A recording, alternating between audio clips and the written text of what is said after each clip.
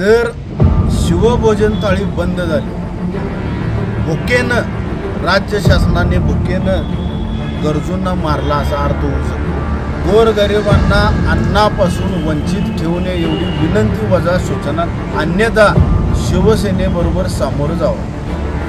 शिवसेनेकडून शिवसैनिकांकडून अतिशय मोठ्या प्रमाणात राज्यभर आंदोलन होणार।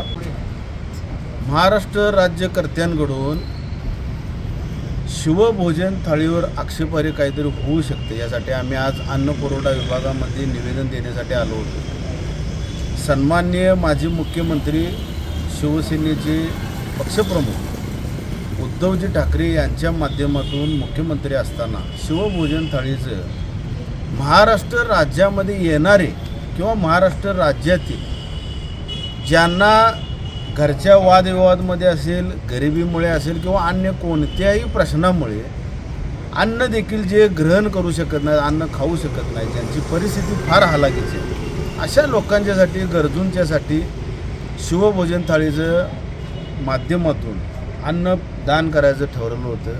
अतिशय चांगल्या पद्धतीनं सन्मान्य उद्धवजींनी चालवून दाखवलं होतं। पण सध्याच्या राज्य शासनाकडून, राज्यकर्त्यांकडून शिवभोजन थाळीवर आक्षेप येऊ शकतो असं आम्हाला समजलं। राज्य शासनाला आम्ही एक विनंती करायला आलो होतो,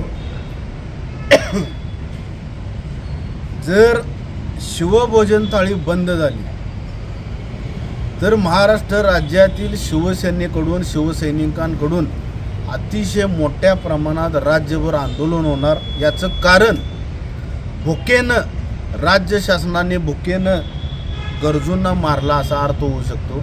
माझी विनंती आहे राज्यकर्त्यांना, जशी लाडकी बहीण योजना राबवून पुन्हा त्यात काहीतरी निकष लावून लाडक्या बहिणींना त्यात 40% लाडक्या बहिणींना बाजूला करण्यात आलं, तशा पद्धतीनं काहीतरी आक्षेपार्ह करतील त्यांनी करू नये।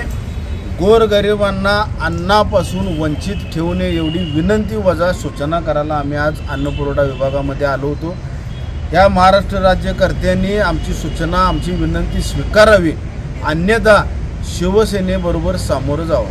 अशाच नवनवीन अपडेट्ससाठी डिजिटल कोल्हापूर चॅनेलला सबस्क्राईब करायला विसरू नका। आमच्या फेसबुक, इन्स्टालाही नक्की फॉलो करा।